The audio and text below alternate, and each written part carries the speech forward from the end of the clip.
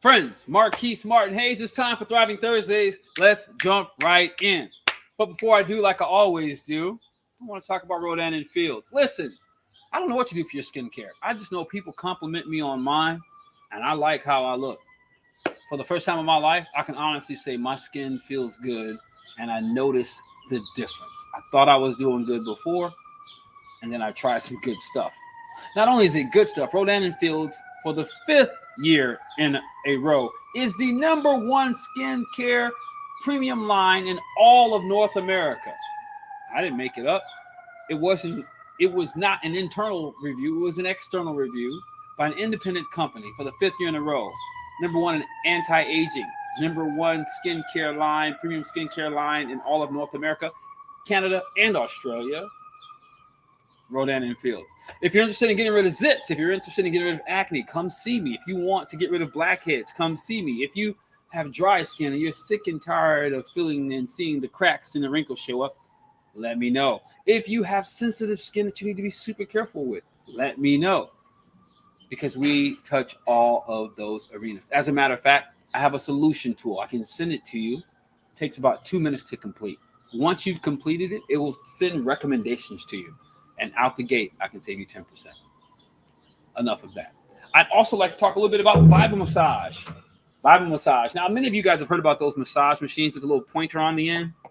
Well, that's the new way of doing things that isn't so healthy.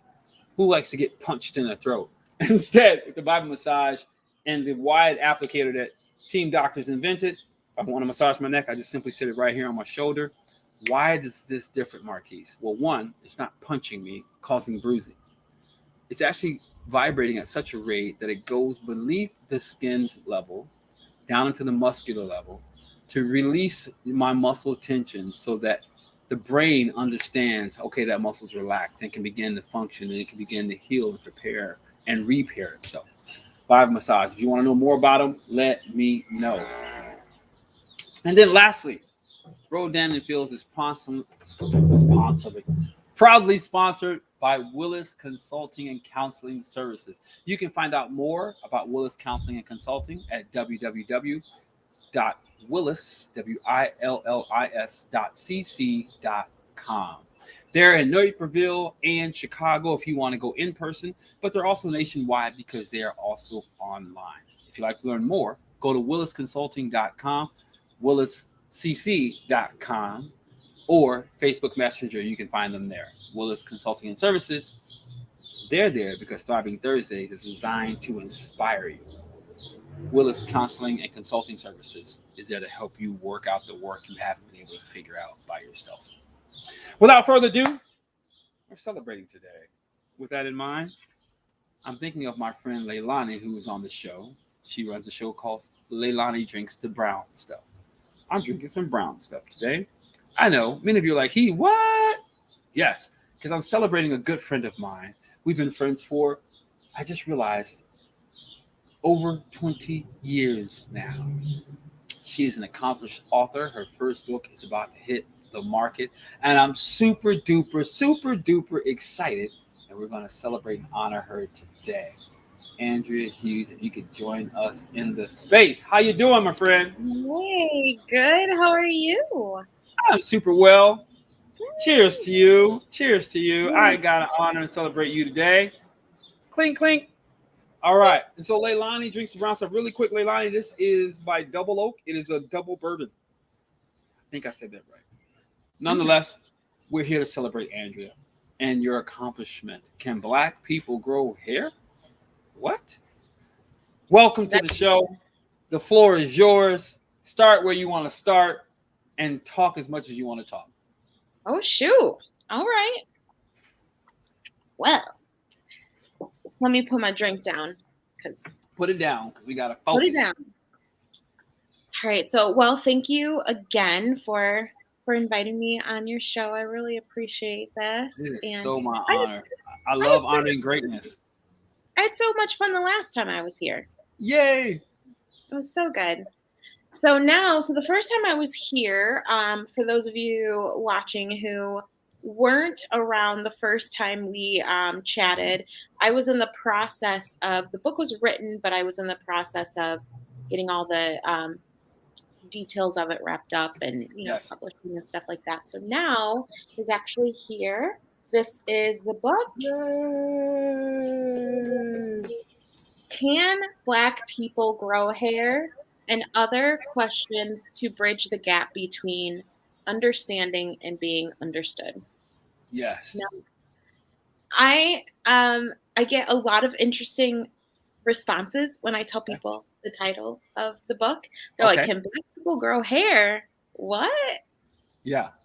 What kind of a book title is that? And I let them know that it was based off of a question that I've actually been asked before, Yeah. from a white friend of mine who just asked it innocently. There wasn't any type of like malice or anything like that connected to it, but she was really wondering, Yeah. can Black people grow hair? And I think part of it's funny because I think that what sparked the conversation Hmm. was that we were talking about Beyonce Mm. and how Beyonce would sometimes wear like lace wigs. Yeah. Wait. And Wait. Wait. Wait. Wait. Hold on. Pause. Hold on. Hold on. What? Now I know she wore extensions. I didn't know she wore lace. lace fronts. Yeah, lace fronts. I mean, I don't know if they were Okay. full lace um wigs or if it was just a frontal, but I just sometimes I didn't know. yeah. And so that sparked the question. She was like, "Can Black people grow hair?" Kind Mm. of because, why would Beyonce not always have her natural hair out? It's a Good concept. question. It I mean, is I a can good see where it question. comes from. Yeah, like okay, why this when she's so beautiful? Commercially, like she's everything. Why would she? So that's good. I can understand it. Yeah. Yeah, definitely.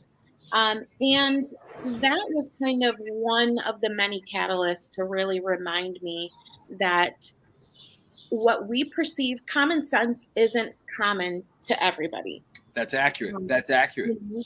And I don't mean that in a like an insulting kind of way, just the things that we just assume as when we're talking about the Black community, that we assume that people should just know that, Hmm. of course, almost majority of all humans can grow hair with the exception of if there's a medical condition or something. Right. We Right. just Right. really assume that people know this, but common sense isn't all that common for people. And I think that it's hard for us, especially in 2021, to really reconcile because our automatic thought process is there's no excuse for people not knowing today. Mm, You know? we do come to that very quickly, not realizing. Okay, let me stop.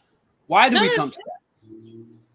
Well, so one of my beliefs is that I feel like we as minorities, whether you're Black, Latin, whatever, we have had to work so hard to Hmm. earn everything that we've got. That's true. Everything. We have to work double as hard. We have to advocate for ourselves double as hard. We have to vouch for ourselves. We have to Yeah. constantly explain to people why we should be valued, why Yeah. we know what we're talking about, Yeah. and Yeah. you know, That's an you know, interesting one. and so for us, the concept of just in any space, just going through life, not knowing how to function in this world, going through life not knowing the realities of other humans or realities of like difference in general Hmm. is just bewildering to us Yeah. because we're like, look, like we've always been aware of difference. Mm. We've always had to like we need to learn not just as a human being walking in this earth and being, trying to have an education or trying to Mhm. learn a job, but we've had to learn ways um, to cope Yeah. with how people treat us differently because Yeah. of our difference, having Yeah. to cope with the fact that we are constantly being measured up against other people just because they have the same skin tone as us Yeah. or just because they just because they're Black or just because they're Hispanic. And so we automatically get lumped in. So we have to constantly prove that we're an individual all the time. Like we have to work. And so we're like, why aren't you putting in the work to know the fact that we can grow hair? Like, why do I have to? Yeah. Something so seemingly so simple. Yes. But a big concept of the book is that I don't want or desire to paint a picture in which it's just racism is here, bias is here, discrimination is here. It's always been here. It is what it is. The end. I've read a lot of books like that. And for me, I wrote this book as someone. How many books have you written? No, I've read a lot of books. Oh, okay. I was like, oh my God, I missed. Okay, all right. So sorry. I've read those too, and I don't want to read the same thing again, to be very honest with you. Yeah. I've read books like that, and I remember as a reader, I've always been like, okay, so what's the solution? Where's the alternative route? Is this just supposed to be our reality that racism is here and we just got to deal? That doesn't sit right with me. No. And then also that message of it's here, it's not going anywhere, it is what it is, also provides a scapegoat for other people who need to learn how to love, learn how to relate, learn how to understand, because now they can just be like, well, it is what it is, Wow, I'm so proud of you, first of all, because the more I talk to you, the more I realize how much maturity is there in depth. But the first thing you said is people learn how to love. That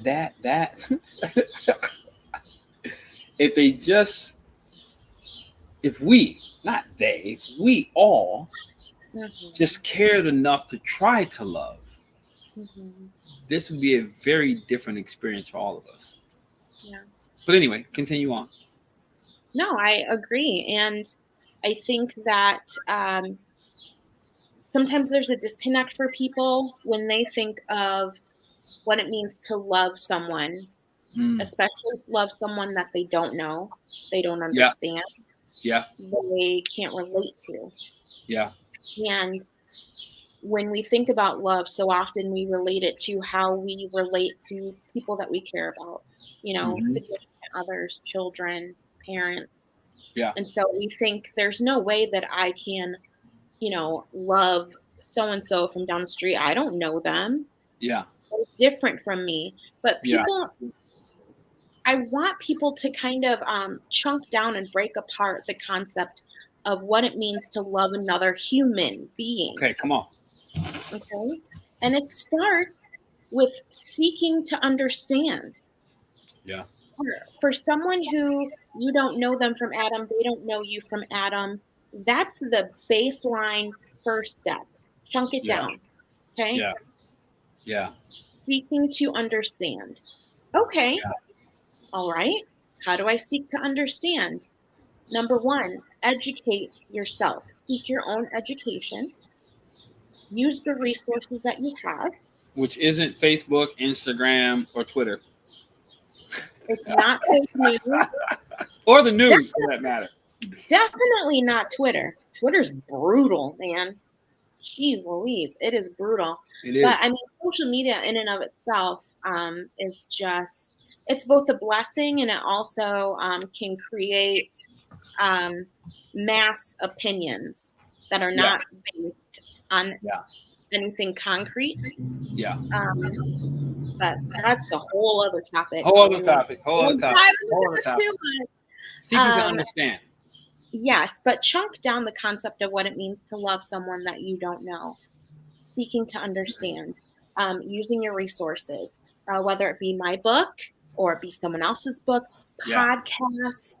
I mean, most of us know the interwebs is there. Use your resources. Seek out connections with other people. You can't seek to understand through a scholarly, intellectual understanding of anti-racism. Okay, there's a lot of scholarly, humanitarians out there that have studied humanitarianism, or who went to this lecture and went to that lecture, but you look around in their life and they miss opportunities to connect with these same people that they went to a lecture about. They Yeah. don't look for opportunities to either go into the neighborhoods or to even talk to someone at the grocery store Yeah. that's the type of person that they read a book about. Mm. So connection. Seek out your resources. Yes. Seek out genuine connections. And just like any relationship that grows into love as you learn the person, as they learn you, so Hmm. too you will learn the process of loving those of difference. Yeah. You will learn the process of Yeah. loving those that you may not be able to relate to, but you Hmm. are seeking to understand where they're coming from. Hmm. But it's Hmm. a process. It is. I've heard people say things like, I'll use an example. I'll tell you, and I'll use an example. They'll say things like, "Well, they get what they deserve. They had the same opportunity." But in reality, if you haven't sought to understand, then you don't know that they have the same opportunity. Yeah. It's often so dismissed by, "Hey, I live here, you live here, so it's equal." But the reality is so far from the truth. It's a very interesting thing, and I'm only bringing that up because when seeking to understand, if you're not engaged with the individual, start there, because knowing one of them doesn't represent the people for whatever reason we've been taught that. But seeking Right. to understand the individual, then there's no way in heck you can begin to understand at all, for that matter, Mhm. because everyone's circumstance is uniquely different. Mhm. Anyway, just something that Yeah. crossed my mind as you pointed that out about No, when you it's the seek to truth. understand, that's essential. Yeah, it is. It is essential for you to understanding the diversity of blackness, Mm-hmm. or the Diversity. diversity of whoever. Yeah. You know. Yeah. Um, so I mean, that's a lot of can Black people grow hair? I don't. You have to forgive me if I'm looking at 5 different places. I never know where I'm. Oh, just look for the little camera. Take your finger like I do in the training that I teach. Cover the camera with your finger. That is where you look, so people can look like they're Oh, looking to you. right. We got it. I'm Bam, here. right there. I'm Yeah. here. What's so funny? So funny, really quick. Just as a because of the correlation of this moment, I just got done teaching a course in an online training for a company I contract with, and one of my buddies, he's out of New York. He is European American, and we started off our conversation talking about some of those things. And he's like, "No, racism is a European American problem. We need to learn about it, and we need to fix it. It's not on someone else to fix. We've created it. We need to solve it." Yeah. Um, and I think that speaks to what it means to actually understand someone.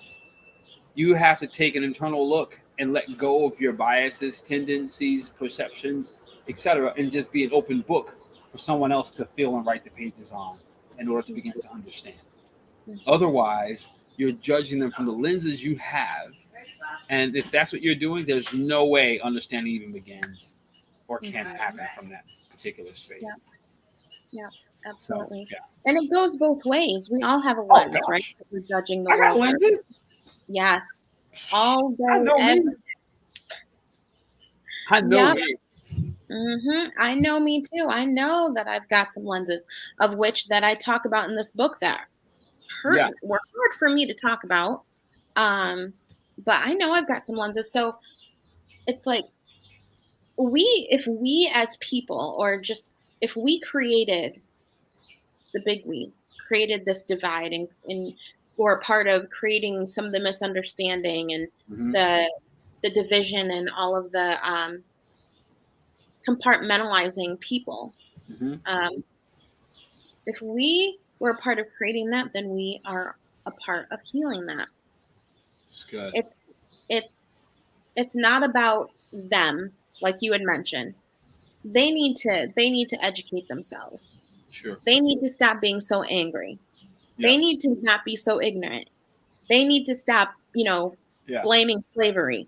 Yeah. These are the real things that tit for tat people go back and forth Yeah. on. Yeah. Yeah. Yeah. Not Yeah. Yeah. it's not about them. It's not about everything going on with them. It has to do with what's going on within. This Yes. whole healing of the racial divide starts with healing ourselves. People don't Yeah. understand that the racism in our country has caused trauma to us all. Yeah. We are just the way that we express it is differently. Yeah. Yes. You know, Yes. Can you kind of give us like an example of that on both sides? yeah, I mean, absolutely. one's fairly obvious, but hey, why not? Yeah. So, one example I would have is within the Black community, a trauma that slavery is a trauma. Yeah, that science has been showing us still carries through. Absolutely. Absolutely. That one can be a little bit abstract for people. Yeah. Um, so, to bring it closer, Mhm. uh, the murder of George Floyd trauma. Yeah. Um, Yeah. all of Really. the murders, all of the murders trauma. Yeah. Um, Anytime somebody calls us a nigger, trauma. Yeah. Yeah. And let me speak to that to balance it, not balance what you're saying, but to give someone an example. Yeah. The George Floyd scenario made me realize I could have been George Floyd because he was about my age. Because in my mind, it just happened to young African Americans or young Latinos. But George Floyd was a reminder that, hey, no, bro, you're no different. Yeah. Outside of your energy, which you hope is working on that day, you're no different. And that registered very differently for me than um, any other murder that had taken place. In fact, I worried about my son, not worried about me. George Floyd was a reminder of, oh no, you're not excluded. Hmm. And so it registered very differently in just my day-to-day living. So anyway, just want to share how, because sometimes it can be easily dismissed, right? Yeah. Like, oh yeah, that's so many, you guys kill each other and and all these things, not realizing that's not even what we're talking about. I mean, Right. that's another conversation for certain, but that's not what we're talking about when we have these intelligent higher vibration dialogues about transformation. So go ahead. Hmm. A trauma personally for me is that, I mean, I grew up in Holland, Michigan, fairly safe Yeah. for the most part, not void of its own segregation and uh, stuff. But for the first time in my life, in my experience, when George Floyd happened and Elijah McClain and just people that I knew that were Yeah. giving accounts of them being attacked verbally or physically at a grocery Wow. store or on the street. Wow. I no longer felt the freedom to, I came home before it got dark. I would no longer go to the Wow. grocery store, last minute. Oh, I'm just going to, well, I know it's, 7 or what have you, but I'm just going to pop over there. I would, um, I would no longer, and I still feel uncomfortable. I love the beach. I'm a Yeah. Michigan lake girl all the way. Yeah. And I'd love to go off the beaten path and go to like private spots. Yeah. I no longer felt comfortable doing that. Wow. No longer, and Wow. especially, I know and it was such a source of sadness for me, Hmm. uh, because it was something, a sense of safety Yeah. that was taken from me, Wow. That's, um, that's crazy. through the trauma that that I was experiencing from Yeah. witnessing and seeing and hearing, and you no longer feel safe. So, but Wow. there's also on the flip side, Yeah. Yeah. if you're I'll speak specifically if you're white, and I'm only going to speak to what I would what I think because I'm not Mhm. white, I obviously, respect that. but I have heard through either friends of mine or just observing the space. If you're an ally, there's been trauma. If you're a white ally, there's a sense of trauma for feeling immense guilt, Mm. sometimes for being white. Mm-hmm. Mm-hmm. Immense guilt that the you know the race that you're born into or the community that you were born into has been the source of so much pain. To say the least. But I can get that though. Yeah, Like yeah, I can get that. Like I didn't do it. I'm benefiting from it, and and and I love to my best of my ability. I love everyone, and this isn't fair, and how that mhm, can be heavy. yeah. It's Yeah. traumatic. It's a sense of trauma, and Yeah. there's trauma if you are speaking particularly to allies. There's trauma feeling unsafe, feeling what if some I meet someone and they assume that I'm not for them. They assume that I'm racist, Mm-hmm. which can happen, has Yeah. happened. There's Yeah. assumptions on both sides. So that's trauma, them not feeling safe now Mm-hmm. and feeling That's real conflicted. talk. It is real talk.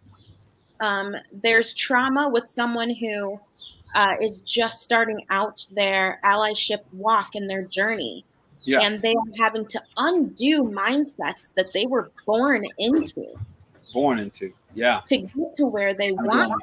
doing it. Yeah. They may be losing friendships, losing connections with family. They Yeah. may be feeling isolated. We don't know their situation. That's Yeah. trauma. Yeah. It is. It is indeed. And I love that you're bringing up that the trauma goes European American as well as African American. It's not like it's one sided. And I think that what we're doing, what you're doing with that, is bringing the humanism back to each of us. Right?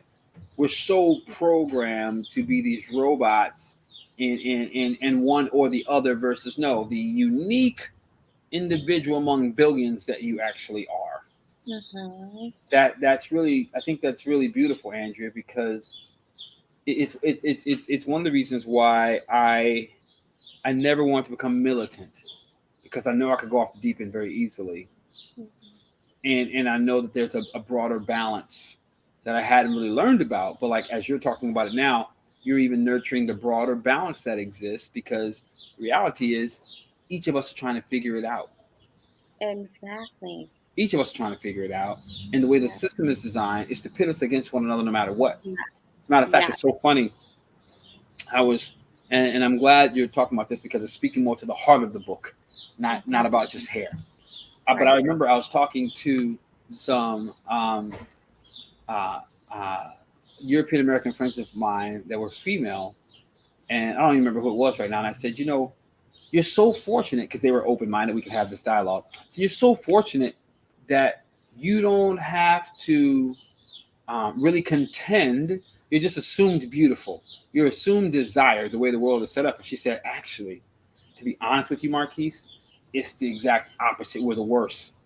She said, because I'm white, I'm expected to look like that, and I Mm, don't. That was mm. I was like, it just took me back. That- Like, Yeah, whoa! I that's had real talk. no clue that because of the way the system is designed to pit against one another, that her being on the unquote American westernized sense or style of beauty, that she doesn't even fit the own bill. So therefore, it's that much more heavier for her because she doesn't, which I thought was so Wow. bizarre.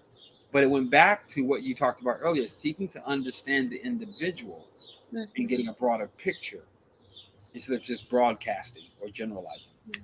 Yeah. And that's really what the heart of the book is. You know, I struggled for a while feeling guilty that the book wasn't just all pro black. Okay. I struggled with that. I struggled with feeling guilty about that kind of Mm. I don't know, feeling like because I'm trying to, make a connection and I'm talking about both of us, both Yeah. of the ways that we need to Right. give and take. And, Right. is it going to be interpreted as, you know, me not being for the Black community or Not me, black enough. yeah, not Black enough, what have you. Yeah. Um, but when I thought about that, number one, a part of that feeling of like not Black enough and some of those different things that I've had to work through and Hmm. heal through, like those are a big part of the story that has given me experiences that I was able to put in the book. Yeah. So this thing that was feeling so conflicted about and like, oh, I don't want to be judged or, I don't want someone to feel this way or that way is like one of the catapults to inspiring the book in the first place. Right. And also, I'm like, but and at the end of the day, that's just not my jam. I've never been just like, one person is always right. It's like there's always in a situation there's always like his truth, her truth, and then something in between. Yeah. There's Yeah. you Yeah. know, truth, their truth, and then something a combination of the Yeah. two. Like Yeah. it's just the idea of truths in and of itself can be so abstract because like you said it's Yeah. based on our personal experiences. Yeah. And so I'm so excited. I'm excited about the idea of writing a book that is expressing the hurts, the traumas, the healing, the effort, the learning of both sides. Yeah. I think it's great, Andrea. I mean, it's easy to be polarizing one way, Yeah. and but unfortunately, that doesn't allow for a bridge. It doesn't. It Yeah. doesn't at all. It Yeah. just it helps to facilitate more of what we've already had. People staying on their own. We all stay in our own lane, type of Yeah. thing. And that's what's got to be broken. It's got to be And broken. it's got to be broken. And I'm excited for people to read it and to really go through the process of asking themselves, what are things that I should unlearn? Because Ooh, I like it. it's keeping me an island in a world that's full of so many beautiful people, beautiful Yeah. souls, beautiful hearts, Yeah. beautiful gifts, Yeah. talents. Yeah. What do I need to unlearn? Hmm. That's such a great question, right? Like, it's that question starts with humility. That question starts with vulnerability. That question starts with openness. That question starts with love. Mm. And it's so weird because for whatever reason, we think that being right, and maybe it's the way education is designed, where we're not learning, we're trying to be right versus wrong. That question probes deeper than being right and moves into maybe I don't know anything. Mm. And I found for myself, the more somebody shocks me, challenges me, proves to me through their life experience, not through what they tell me, something that destroys my paradigm, I get excited Yeah. because that means I'm unlearning, and that means I'm expanding, and that means I'm growing versus I've got it figured out. And what I said is unlearning. That's a really great question, Andrea. What can I unlearn? What can I unlearn?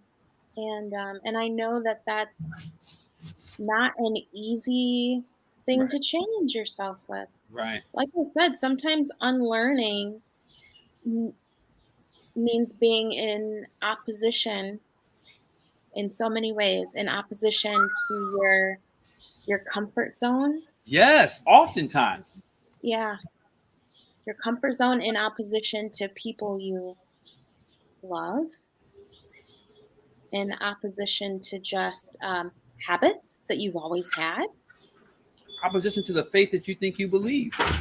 opposition or with your the faith. interpretation of it, I should say. Yes, Because yeah. to me, all faiths fall into one primary category, and that's love. Mm-hmm. We dissect and add other things into it, but if we really focused on love, we'd all end up at the same place, in my opinion. Yeah. That's good. I mean, it becomes very personal to unlearn. It does. And yeah, that's where our empathy needs to kick in, and that understanding. And 'cause it's so much more than just they need to stop being racist, or they need right. to Oh, yes, stop it's much deeper. being Much it's deeper. much deeper. It's much deeper. And or they need to, Yeah, stop being so angry, whatever. All of those things are so unproductive because they're putting um, the yeah, responsibility of our unity and peace or understanding or connection in someone else's hands, where you don't have any control over that. You can't dictate to someone hmm else if they will or will yep, not get yep, on the anti-racism train, or if they will or yep. will not judge you. You don't have any say in that. But we have the gift as human beings to self-automate, self-adjust, to evolve. And so this is where the work is. Yeah, And today, so I was actually I attended a summit all day today, through like this diversity alliance in Holland. And one yeah, of the speakers said this incredible thing that just like hit me right in my chest. And yeah. he was talking about basically, he was Yes, he was white. I use white. yes, we I do. apologize. So he was white, and he was talking about how Mm, as a white person, he was like, if you want to be anti-racist, do it not ever expecting a pat on the back, mhm. or a "that a boy," or a "you're doing such a great job." He's just like, anti-racist work is not a charity. Yep. Don't mind It's self-help. me. I'm gonna make an adjustment. It's not a charity. It's Yeah. self-help. And when I'm talking about Okay. anti-racism, I'm talking about both ways. Our Yeah. anti-racist thoughts and feelings against people that are different from us, and white community, Hispanic community, any other It's community. self help. It's self-help. It's self. God, Andrea, that I'm reminded of a mutual friend that we have. Our children grew up together, and I remember him saying, "I love you like a brother." He's of a different ethnicity, and he said, "I love you as a brother, but I got to tell you right now, I know my daughter has a crush on your son. She can never marry him." Wow. I grew up with that Yeah. from someone who I believe is a friend. Mhm. They say they are a friend. They Mhm. treated us like family. But the necessity of self-help was so much greater than I understood. His wife challenged him, like, you can't talk like that. You got to expand. But in his mind, he could love me freely, openly, but his daughter couldn't marry my son Yeah. because they were a different ethnicity. Mm. It's not a charity. It's self-help. That is rich content. That is That's such rich very good. content. That's incredible. That's Yeah. incredible. Yeah. That hit me. That hit me. And that's really what it's going to take for Wow. us to understand one another, not agree, because agreeance is not synonymous with understanding. Yeah. But that's what it's going to take for us to understand each other, for us to Yeah. all undo our stories that we've Yeah. told ourselves, for Yeah. us to stop playing into the stories that are being told to us, Mm-hmm. to look at Mm-hmm. it as a self-help journey. And from that, all else will spring forth. Yeah. Love in, I feel like it was you that had said this phrase, like love in, out, and throughout, or something. Like maybe it was you. I can't Maybe. remember. I mean, I do think along those lines, but I don't know Yeah, if that was me. And I'd love to take credit for it. I mean, hey. it was you. Let's just say Yeah, thank it you. was me, girl. Yeah. But that is along the lines of what I would probably say when we talk about love, right? Otherwise, it doesn't exist. It's kind of like my friend. Like, if he loves me like he says he does or did, but his daughter wants to marry my son, and we're talking like years ago. This is no longer even the scenario. But that's really not love. Right. This is really not love. No, Period. not if it's ultimately he's accepting you as a person, but he's denying a part of your personhood. It's worse than that. It is. Yeah, it It's is. I'm actually making it's more. No. It's just hitting me that it's. yeah, I love you as long as you're in your place. yeah, But what's really happening is the necessity and hurt and need to heal isn't even aware on the internal. mm-hmm. And that's just super powerful when you talk about it's not charity, it's self-help that's Mm-hmm. needed for not changing your mind, but for pure fulfillment in life, which is a very different conversation. Mm-hmm. Hmm. That's good. That's all. And I apologize. I had to change. The heat was slowing down my computer. I had to get out of the sun. It's But all good. um, Yeah. it's good. It's really good content. What else? What else about? Is there anything you want to share? A teaser you want to share from the book? Sure. Ooh, let's see here. Woohoo! Here comes the teaser, ladies and gentlemen. I don't know. Why? Just to otherwise, I could sit here and figure out what to read all day long. Give me a number between 1 and 10. 4 is my favorite number. 4. All right. Okay. So 4. So chapter 4 is the diversity of racism. Uh, that Oh is the wow. title. Okay. So we'll start there. Oftentimes, when we think of a racist or of prejudice, the image that comes to mind is that of an angry person.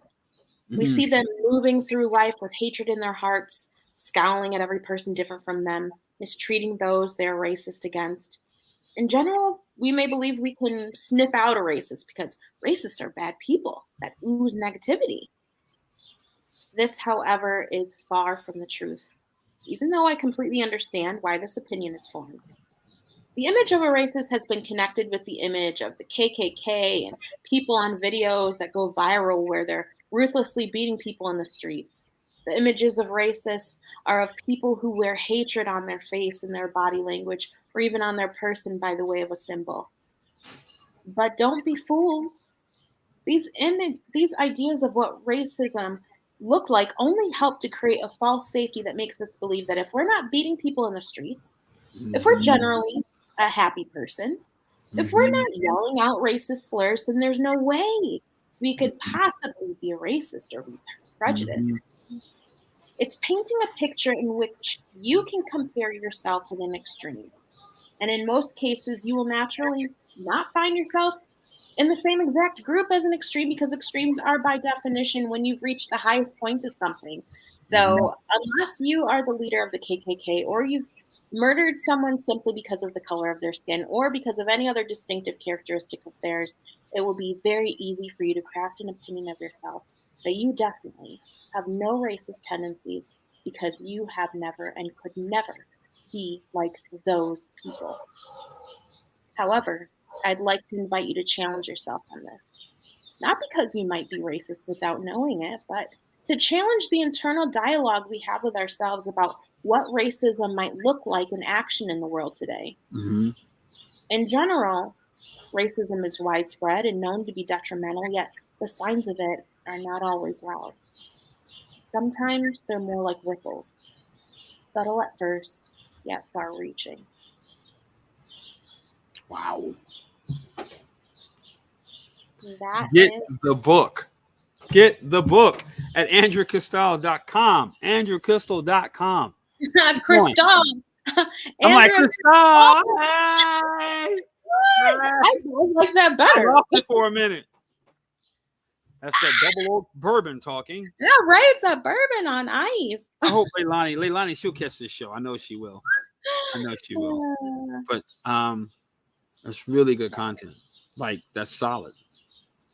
Because it addresses the conversation of I'm not racist. It's not possible because I'm not doing any of those things.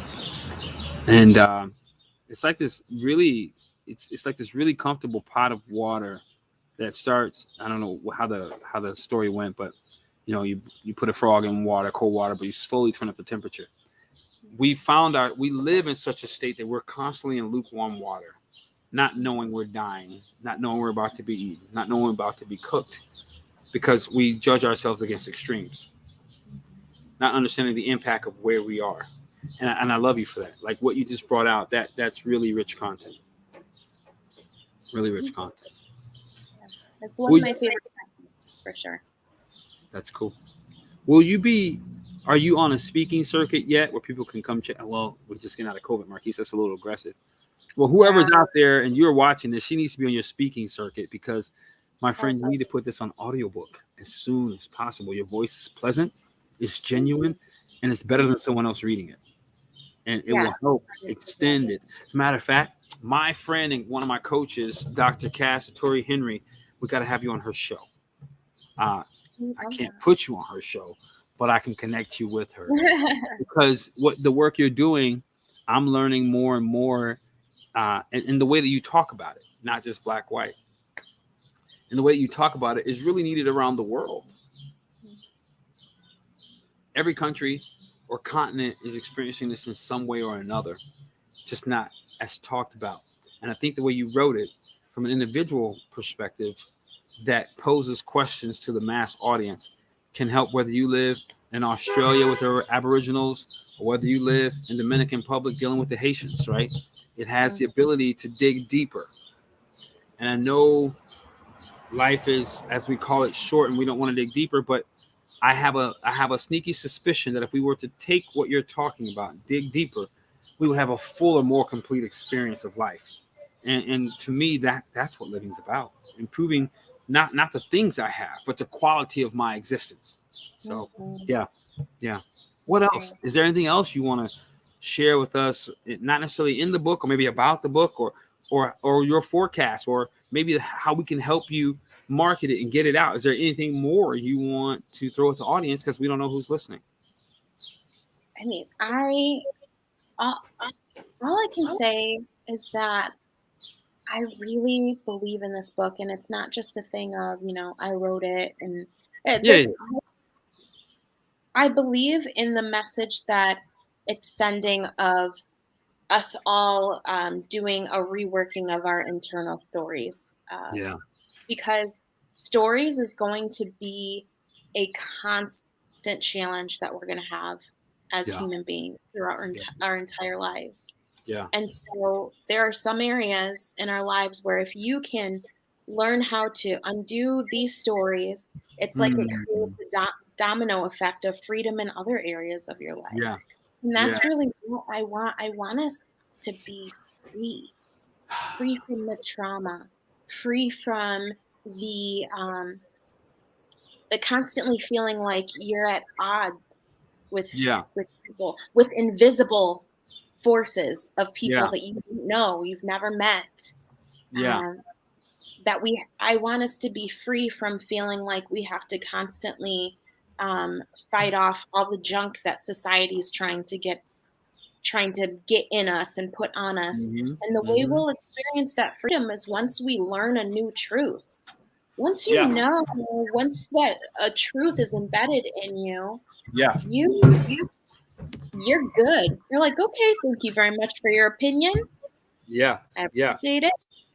Yeah. But I know. And I know what I believe in, and that's Yeah. the conviction that I want us to all have about creating community with one another, Yeah. about loving on people that are different from one another, Yeah. about loving ourselves and loving our community, while also loving and being open to creating a community that will carry us into the future. Yeah. Like, I want that. So Yeah. I would just encourage anyone who wants to be a bridge builder, Yeah. anybody who wants to challenge what the others are trying to tell us about how we Yeah. can't be friends, we can't Yeah. get together, we'll Yeah. never get through this. Anyone who is tired of believing that racism is the end, Mm. Yeah. anyone that is on their allyship journey Yeah. and Yeah. they're just feeling kind of like, I don't really, you've stalled out. Anyone that is dealing with trauma from experiences that you've had as a black man or a black woman, Mm-hmm. and feeling like I just can't get over it. I can't Mm-hmm. get done with them. Yeah. Yeah. This is for you. This book is for you, and it's not going to be always an easy, fluffy, just Mm-hmm. love everybody read. You're going to get some of that, and it's going to be a little bit of chunking down how to challenge yourself Mm-hmm. and how to undo and unlearn. Mm-hmm. But we need that, right? We need those. Absolutely. I mean, I think one thing that we could add to that, if you're in a relationship with anyone, same race, same sex, and there are things or stories you're holding on to that's limiting your beliefs and your ability to expand and explore, this book is for you. Because it's those stories that create these false realities that we then invoke upon other people as if it's the truth. Yeah. Missing the opportunity to truly connect with others and bond. So hearing you talk about the book, having the opportunity to see some of the chapters, and it demystifying life, really. This book is so much bigger than race. Demystifying life so that we have a sense of self and a responsibility of self. I think it's phenomenal. Someone said, I've heard it said around this whole last year, it's not your fault, but it damn well is your responsibility. Right? Absolutely. And taking that responsibility and making adjustments. So I think it's phenomenal that you've written this work. And I really believe it has legs beyond just its original intention. Yeah. It's not a book about hair. The title was just there to hook you, you know? Yeah, that's what a good hook does. Excellent. But yeah, you can find, if you're interested, it is available for pre-sale. Right now, if you want to order it, you can go to my website, andreacrystal.com. I have the links on there on how to pre-order it. You can pre-order it from Amazon, from Walmart, from Barnes & Noble, but it's actually going to be fully released on Juneteenth. So June 19th is Saturday. What a honor to celebrate messages of freedom on a freedom celebration day. Yes. And, I finished my drink, so I'm sorry. oh, but that's June, no, I love it. That's on Juneteenth. So I have a question for you. If someone, sorority, fraternity, corporation wants to buy them in bulk, is there a way for them to contact you on your website to arrange pricing for that? Yes. Yep. Just reach out to me on there. You can be able to. My email is on there, and I think there's a contact form as well. But absolutely, connect with me either. It's andreacrystal.com, Facebook, and Instagram. My handle is It's Andrea Crystal. It's Andrea Crystal. Let me add that up there. It's not Andrea Crystal, as Marquis said earlier. I mean, on the right night, it could be. If the vibes are right, it's Andrea Crystal. That can be like my alter ego. Like Beyonce has Sasha Fierce, and I'm Sasha Fierce. Or unless you're on Key and Peele and it's substitute teacher day. Aaron. Aaron. Yeah, Aaron. D Nice. D Nice. D Nice. He's in. No, let me Oh stop. my gosh, that is such a good timeless. Oh Oh god. man, listen, thank you so much for being on the show. I had to have you back on. It means so much to me to just see you win. I love you. I think you're amazing. I'm so glad we've been friends for now 21 years. And Crazy. isn't that crazy? Life has evolved and changed a lot. A lot, right? A whole lot. Yeah. Um, and so I'm so honored that your intelligence, your creativity has found a way to communicate and touch the earth. So thank you for that. Thank you. Thank you for having me. And I love you too. You're always been in my corner, my cheerleader. And Guaranteed from day one. So hang out in the green room while I thank the people for joining, and then I'll be right with you. all right. All right. I don't know what else to tell you. Andrea Crystal delivered a book to the planet. Can Black people grow hair? To tell you that it's not about that at all. It's about not the charity that you think it is to do work to help heal. It's about the self-awareness. It's about the self-love. It's about all those things that are necessary for your growth that's available to you if you would just tune in, if you would just look within. It's about self-help. I love you. This is Marquise Martin Hayes. It's Thriving Thursday. We celebrate it.